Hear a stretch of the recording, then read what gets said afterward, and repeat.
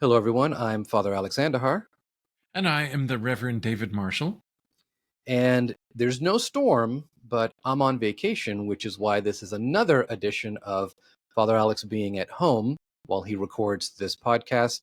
And today, I guess we're bridging our knowledge of the gospel, John 6, bridging our physical distance, bridging all the things that we talk about. And I guess one of the things we're bridging today is our knowledge and understanding of the Eucharist, Or maybe even our experience of the our Eucharist. I experience think we're going to be of talking about Eucharist. experiential. Yeah. Yes. Yeah. And why are we talking about the Eucharist and all of that, Alex?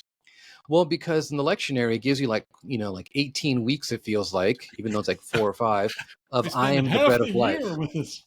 Jesus just keeps talking about this bread of life thing. You think it's important, but I haven't been preaching on this because I think uh, there's only so much I can say in a series of sermons. I haven't built that up yet to be able to talk about I am the bread of life. So I have been waiting. I've talked about some other texts, but I feel like even though I'm not preaching this coming Sunday, I am ready to talk about I am the bread of life. Yeah. And I feel like I'm having a brief introduction to the gospel this Sunday by saying, no, this is not what you heard last week. This, this is, yeah, that because it just sounds like it's repeating over and over again.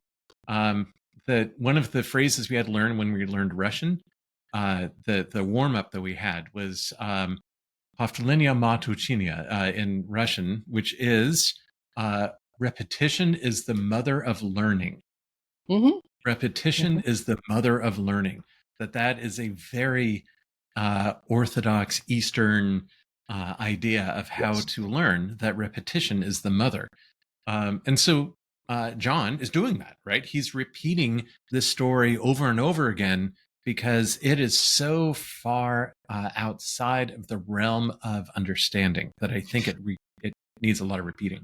Well, not just that, but it's also outside the realm of what we've seen in the other Gospels, Oh, good of point. how this is described, of how Mhm. Jesus's words are uh, presented and portrayed in regards to him as the bread of life. The I am statements that are so important in John.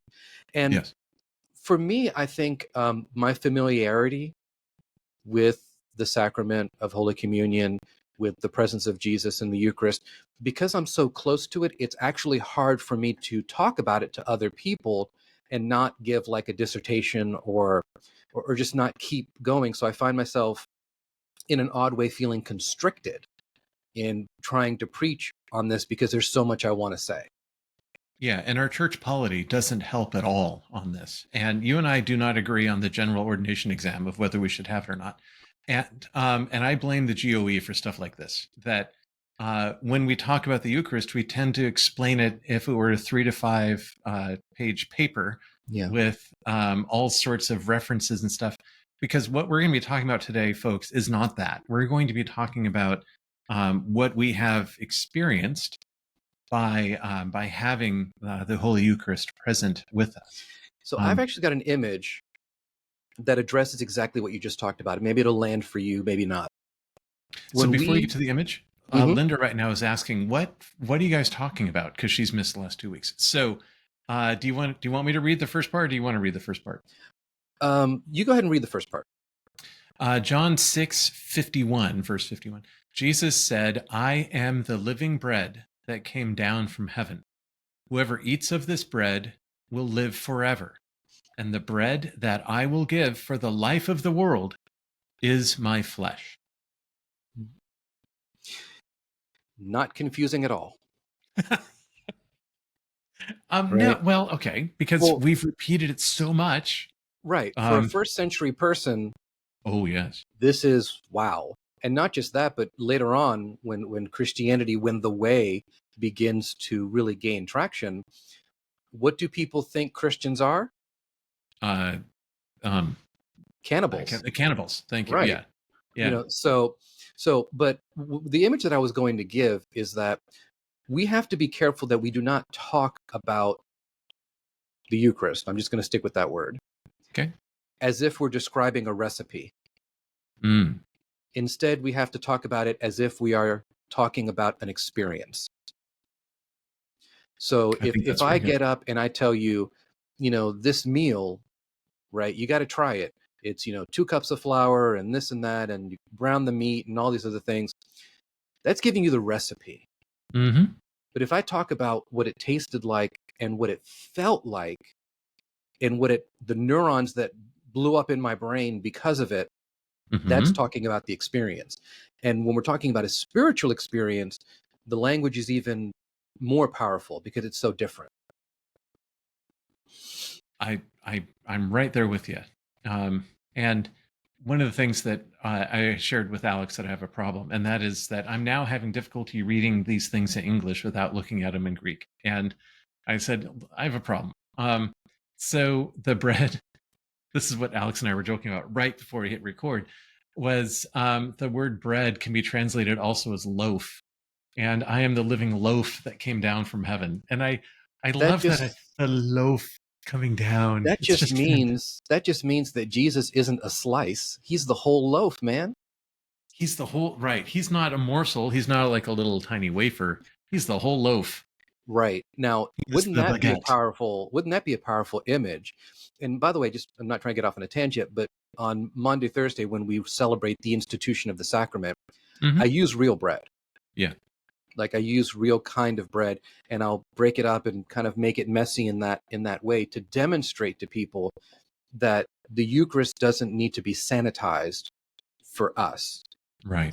It can have bits, it can have chunks of bread Yes. that we use, and that can really make people uncomfortable because they don't want to drop it, they don't want to lose, all this kind of stuff. I said, but that's the whole point, is that we need to see some of the messiness involved in this. Yeah. I mean, I think of the sower of the seeds, that the parable that Jesus talked about, that a sower went out to seed and he threw the seeds on the rocky ground, you threw it on the path, you Everywhere. threw it on the, on the good, that as, so one of my professors in seminary had one of his students really wanted to do this, and they brought their bread maker in, and the loaf was being created while they were talking, and then it was set down on the paten on the plate, and then he picked the loaf up and he broke it. Well, the problem is that they used the wrong measurements, and what was on the inside was basically dust. It was very similar to the turkey that was served at Christmas Vacation, that awesome movie, Yeah. that he broke, and it just scattered. I mean, it was like dust, just I, blew everywhere. And so he's taking like little bits of crumbs and just kind of dropping them on people's hands, I've got a worse and one.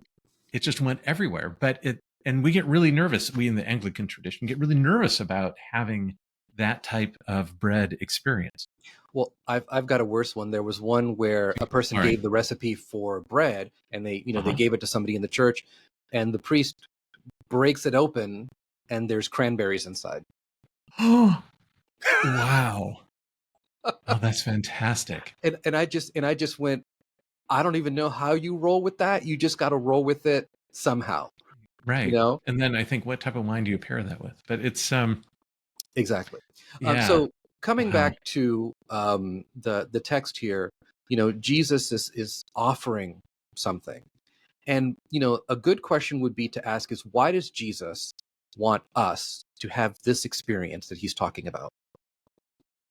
That's a good question. Was that rhetorical? Are you going to answer it No, for me, or no, do you want me to? I'm throwing it out there. Wow. He was okay.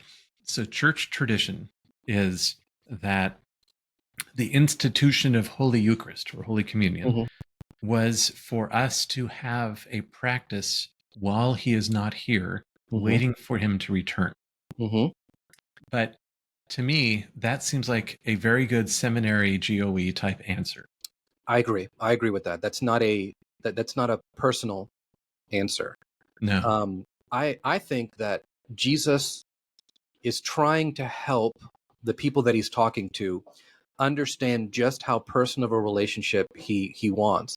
Yeah. And if we think about it, in that culture, they basically, I think, had just a couple of different types of experiences with food. There was the experience of daily sustenance, like I just need my daily bread Yep. to survive. I'm on the brink of starvation. Each day I've got to go find what I'm going to eat, right? My hunger.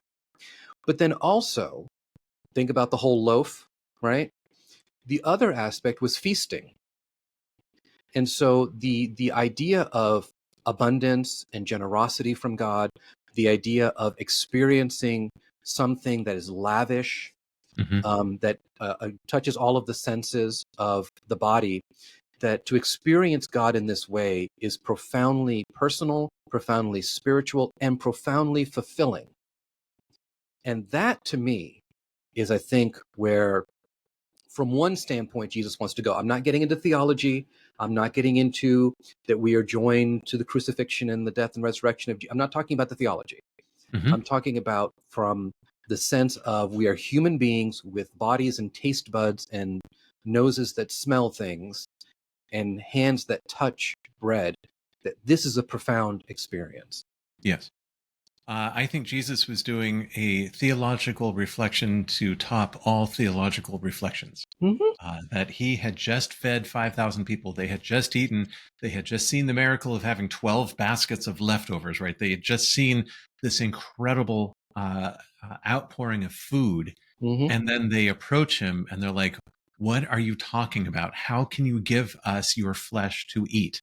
And he's like, Right. "Because I'm getting you to understand allegory. I'm getting you to understand this bread is my body in the sense that it's broken and shared and consumed, that you eat and you receive me on the inside, that I want to be that type of intimate, that personal and that close and that daily and that needed side of always needing for us to eat." Right. I mean, God provides, right? And Hmm. so the desire that God has to be nutrient for us, to be spiritual nutrient. It's one of the things I find when we talk about outreach, when we talk about reaching out to those in the community who are hungry, is one of the things we say is before you feed somebody spiritually, you often have to feed them from a Yes. practical, physical way. Yes. Yes. And so if you notice, Jesus follows this pattern. He feeds people in a practical, physical way. He deals with their hunger. That they're getting hangry, right? Hmm. He deals with that first. And then he says, but don't work for that bread. No. That's not the bread I'm asking you to worry about. I didn't come for that. I came for you to have spiritual bread. And the closest thing I can give you that is spiritual bread is my body in a spiritual, real, physical way. Now, obviously, they're not going to get that. We don't get it today. At least I No. don't think we do, Well, because we and we can't don't explain have it. the same hangups with flesh and blood that they had back then. Yes. Yes. Well, and we can go into a whole other conversation about what is used for communion and all this other stuff. Sure. But I think where I'd like to steer the conversation just a little bit is you mentioned before we started about the centrality of the Eucharist in our lives, Hmm. and that are there other things that are just as important? And Hmm. depending on your Christian tradition, there may be some things that you find equally or more important. For example, the preaching of the word in some Christian traditions is more important than even receiving communion because they don't do it very often. In Hmm. some other traditions, the receiving of communion is even more important than the preaching of the word. I Hmm. I think in my experience in the Episcopal Church, we try to strike this balance, but a lot of it depends on the theology of the presbyter, the theology It of the does. celebrant. Yeah, it does. And we were also going to talk about the experiences Hmm. that we have received. And I bring this up because Kevin Warner, the Reverend Kevin Warner, he was my substitute priest for this past Sunday while I was out on vacation. And he shared stories that people have experienced with receiving Holy Communion. Hmm. And this goes, way beyond transubstantiation, all that. And he said one of the benefits of being Anglican, being Episcopal, is that we can believe in the real presence the way that our Roman Catholic brothers and sisters do, but we don't feel as if we have to try to explain it. Uh, Correct. that we just get to Correct. call it a mystery and we just move on. But we also get to share stories. And one of the stories I'd like to lead off with is actually from a book. And the book is called Proverbs of Ashes. Proverbs of Ashes. And it's written by two professors, both of which I got to study with when I was at my seminary in Berkeley. And they got together and wrote this book. And one of the authors, she herself had been abused as a child, and then she recently had an abortion. Now, Mm. she's also a pastor, she's a minister, and she was trying to wrestle with all of those things. Again, clearly and openly written about this in a book. And that when she finally came to realize the own grief and everything that she had balled up inside of her, she'd realized it was time that she can now receive communion because she had come to grips with all of that. Mhm. And so she went forward to receive the Holy Eucharist. And when the wafer was placed in her hand, and then when she consumed it, she said there was silence within her soul. Yeah. Because for the last 20 years, there was a girl inside of her soul who had been screaming nonstop. And as soon as she received the voice, the scream ended and has Wow. never returned again. That's awesome. That is a part of this beautiful receiving of the bread that gives life of the world and will live forever in heaven. That's powerful. That's Mm-hmm. powerful. There for me, there's two I want to share. Um, one is of me receiving, and the other one is of me celebrating Mm-hmm. the Eucharist. Me receiving, I just remember um, as I got older and began to really take my spirituality and my Christian life more seriously, especially as I graduated college, I felt closer and closer to God. And I would love to go to Eucharistic adoration, to just kind of sit in that presence of God and just to know that I wasn't alone. Yeah. And going to communion after having been in Eucharistic adoration just felt like a sense of completeness that I'd, invited God in. Mm-hmm. And I guess you could kind of say it's kind of a different combination of different times that I've received, but for me, holding bread for the first time, holding like real bread in seminary for the first time and consuming it, that I felt like I was at the Last Supper. I mean, that's Yeah. to me. So to me, I felt that connection. The one about celebrating was I was in the Holy Land, and I was on this trip that this church sponsors, and it's just men that go. And there were a couple of us who were clergy, and they let us, celebrate. And I remember sitting amongst a group of men, and the altar was literally a rock, Mm. a flat rock, Wow. and doing this and going through the motions that I'd been taught in seminary, all that wonderful stuff. But once I had broken the host, it just felt different. And when I finally gave the blessing, I just absolutely broke down in tears Mm-hmm. because I felt that I had shared in something that I was nowhere near worthy to share in, consumed something that I was nowhere near worthy to consume, and that I felt like I was holding God tightly. And God was saying, it's okay. You don't have to hold that tight because I am not going anywhere. And that to me has always stuck. Mm-hmm. I too know that voice and that reassurance, and that we don't. It's interesting. Meeting with clergy a lot, we never talk about the experience of blessing, of holding, and then of breaking. Hmm. And um, and and you hit the nail on the head. There is something different that when we break the bread, there is a change. Hmm. Something has happened. I can't describe what it is. I've got goosebumps right now while I'm talking about it. But something changes, and it's a little bit like the horse that has left the stable. That once you break bread, you can never put it back together again. Yeah. That when John Claytor took that bread and broke it, and dust went, you can never put that back together. You can't put the world back together in the same order it was when Jesus lifted his body up on the cross and Yeah. offered himself to us in this way. You can never put the world back the way that it was. So a challenge that I would give, kind of in our last part of the conversation, is for preachers, and even if you're not preaching this Sunday, take some time to reflect about your practice in celebrating or receiving communion. Maybe you don't celebrate, you're a layperson or a deacon or somebody else, and you receive. what does your personal devotion look like?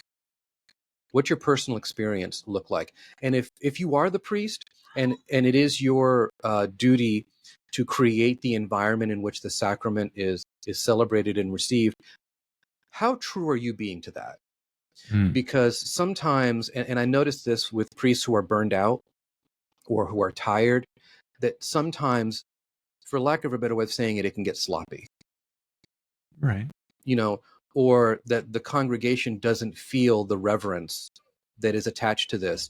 And so there's just a sense of, come, get the cookie, sit down, you know, and Right. we have to fight that, because if we're going to do this sacrament every single week, right, we Mhm. have to be careful not to let familiarity breed contempt. We can't. And the reason why I'm chuckling is that I've had experiences that have broken me out of that. And one of them that when I wrote about it, I called it the kite. Mhm. Is that it was I was at St. John's School, so it was the fourth through eighth grade. Most of the kids would identify as being Mexican, Mhm. and most of them would identify as being Roman Catholic. Mhm. And yet we're all wearing the same uniform, we're all in the same place, Right. we're all receiving communion at the same time. And I had an experience earlier that Wednesday that started to fracture some of that apart. And Mhm. so Alex and I both know the part of where we say on the night before he was betrayed, he Yep. took bread, right? Yep. And in my tradition, the way I was trained is that you take the bread and you lift it while you're talking about this. Yep. And so the priest tote's about this big, and I started to pick it up, and it felt heavier and felt heavier the more that I lifted it. And the reason why is because all of the little wafers were attached to the big wafer the way that a kite has a string Yeah. with knots in it. And that as I started to lift it up, it's like one of those magnetic things that you pick up and all the other Yeah, the stuff little follows. magnets. Yeah. Right. And then I set it down, and then I tried again and it came up, and it was one of those, I paused for a moment because thankfully in the liturgy we're given a moment to pause. And I thought internally, my internal prayer was, what in the world are you doing? And the quick response was, we're all connected. Yeah. And so And then when I went to yeah. pick it up again, it wasn't there. And so then turn, break the bread and then serve it to the altar party first. And the two acolytes to my left, a sixth and a seventh grader, were they were just I love staring that. at I me, love that. I love that look.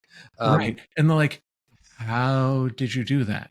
Like, we'll It's talk a later. secret. Exactly. Seriously, You know, how did you but do? this is where I come back to the ministry of teaching.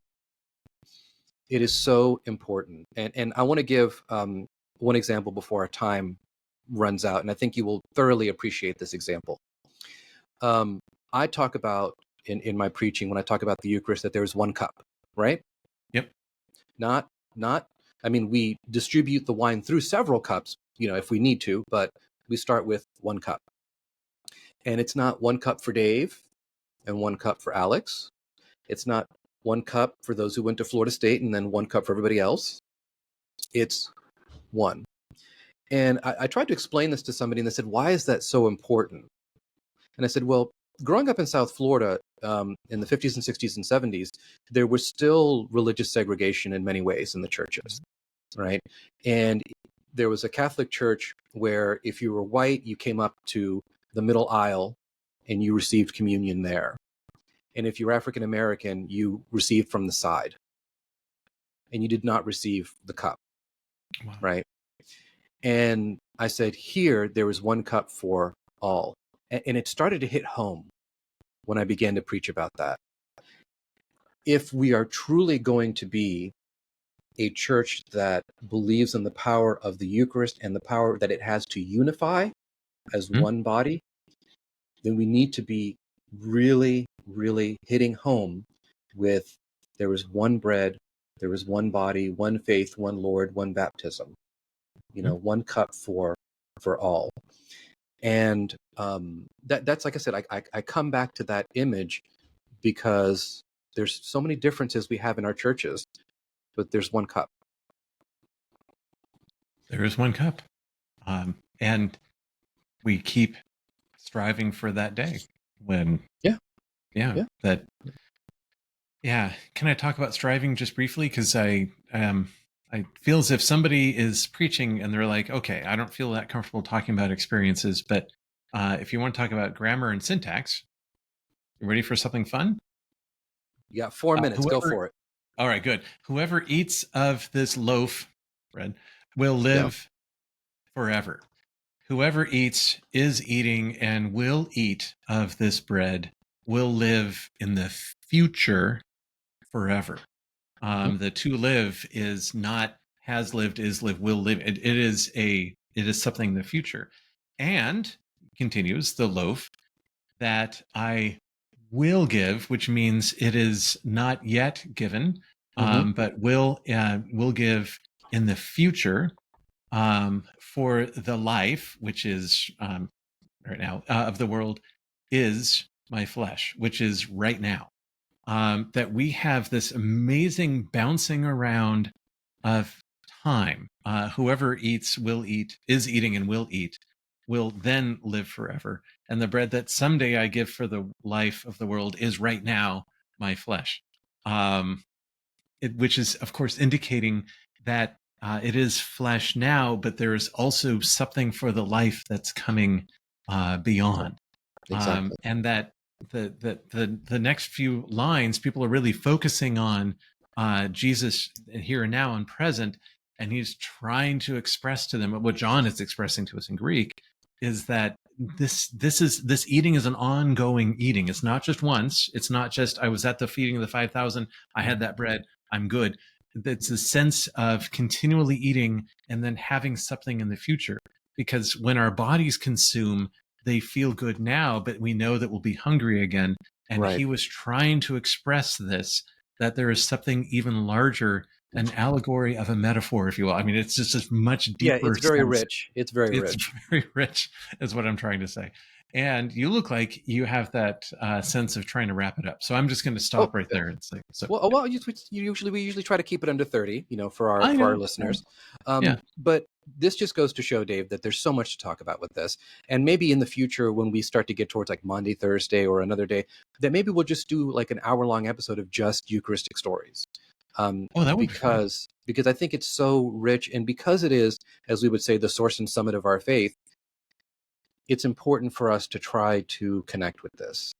And so, as I Yeah. was saying before, to those of you who are preaching or celebrating or sitting in the pew or serving as a lector, Eucharistic minister, whatever, ask yourself, what does my devotion look like to the sacrament?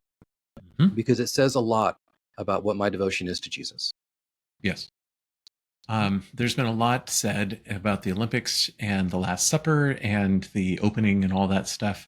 I would like to point out that this bread that we receive is we just had over 100 countries represented in sport, and that we got along. There is no war that created, there was no Mhm. terrorist event. We were able once again to arrive together to share in this sport, and it makes me so happy to see the athletes competing and then hugging other athletes from other countries because they all know what it's like to compete, where I have no idea what it's like to compete Well, like my that. biggest my biggest takeaway is that you and I are going to go for breakdancing 2028. That's all I'm saying. They've already announced that breakdancing will not be in 2028. We will petition. We will petition. We I'm will. just We looking will. forward to the day you and I go to Comic Con in San Diego as opposed to Exactly. There you LA. go. But yeah, Well, everyone, we're thankful that you joined us today. Keep us in prayers, as some of us are on vacation and some of us are coming back. And once again, just the Eucharist is at the heart of our worship. and take a So, moment to reflect and to receive. amen to that. And we will catch you in the next one. God bless.